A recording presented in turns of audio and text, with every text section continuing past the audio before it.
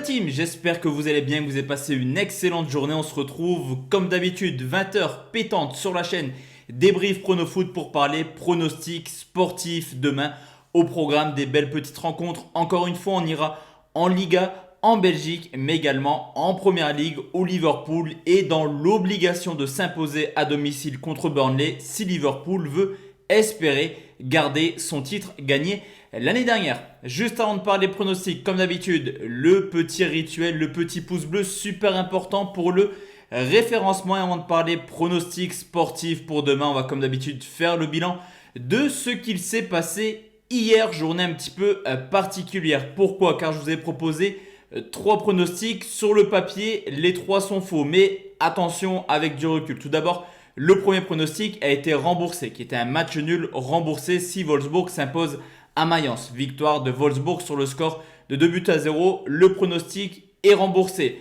Vous le savez également, quand on joue une double chance buteur ou un buteur, il faut clairement attendre les compositions d'équipe. Hier, l'attaquant vedette entre guillemets de Leverkusen, Schick, était mis sur le banc et avait été préféré par le coach. En l'occurrence, c'est Alario qui était titulaire.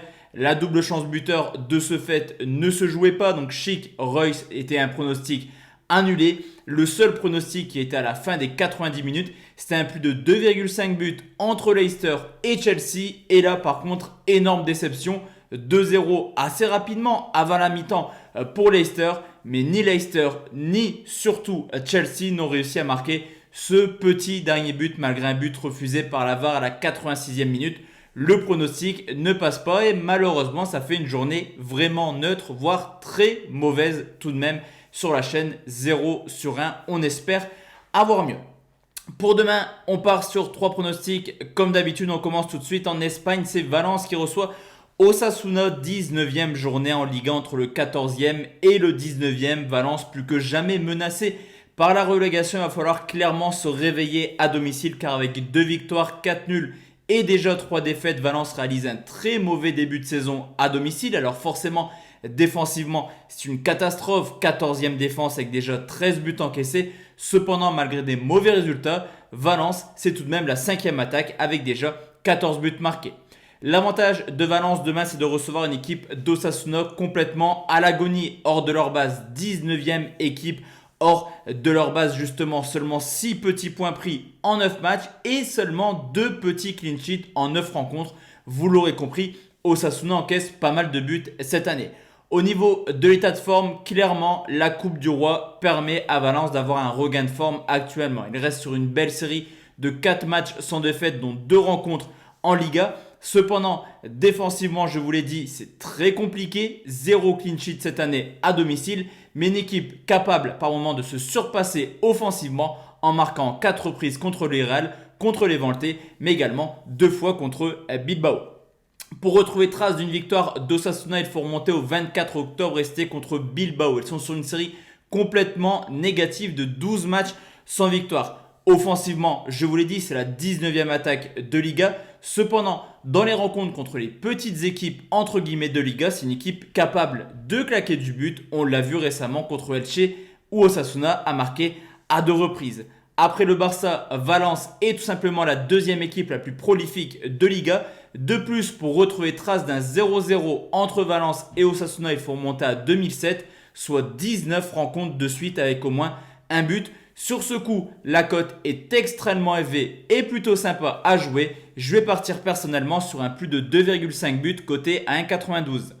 Deuxième pronostic, la team on va aller en Belgique et c'est Genk qui reçoit la Gantoise, le deuxième qui reçoit le 14e. Déjà 7 points de retard pour Genk sur le FC Bruges, leader de ce championnat belge. Mais à domicile, Genk est plutôt solide. 6 victoires, 3 nuls, une seule défaite. Deuxième meilleure attaque avec 24 buts marqués. Quand son adversaire du jour, la Gantoise, est capable du meilleur comme du pire à l'extérieur.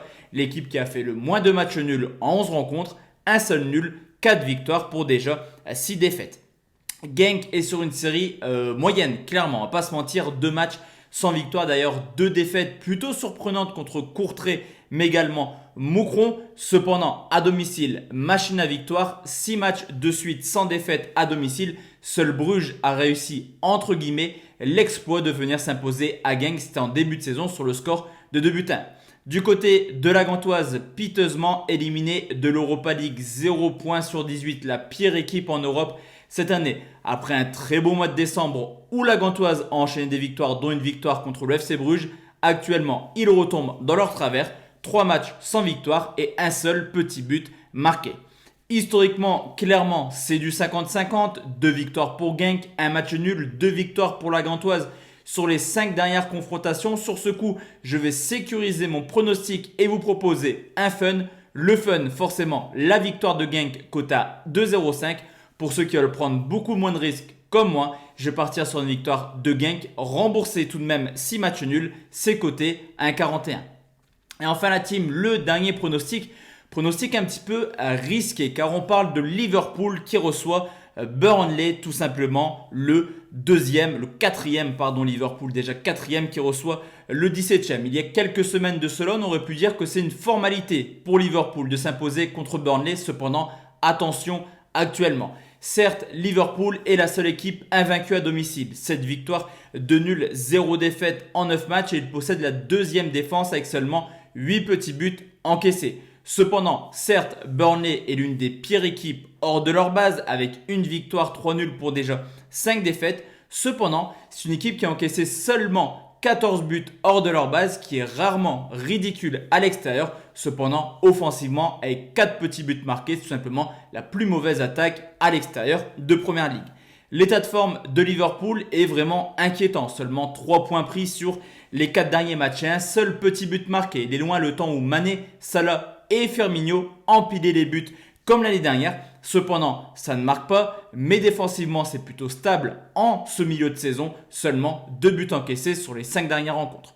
Du côté de Burnley qui est auteur de belles petites prestations, actuellement 2 victoires pour 3 défaites sur les 5 dernières rencontres. On peut également remarquer une équipe capable d'encaisser peu de buts, seulement 8 encaissés sur plutôt 5 encaissés sur les 8 dernières rencontres et qui n'a jamais encaissé plus de 2 buts justement sur ces 8 matchs en jouant tout de même Manchester United, Everton et également Arsenal.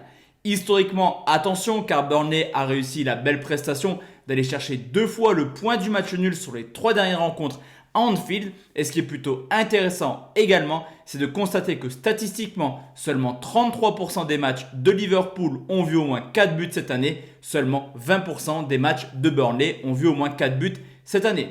Sur ce coup, je sécurise le début de mon pronostic et je prends également un produit dérivé qui est Liverpool ou nul et moins de 3,5 buts coté à 1,64. Donc voici la team, mes 3 pronos pour demain. On se retrouve peut-être demain dans la journée pour le deuxième palier de la montante. Si et seulement si Manchester United s'impose à Fulham. On se retrouve également vendredi pour le concours Kicktip. Gros week-end en perspective. Excellente soirée à tous et à toutes. Ciao ciao.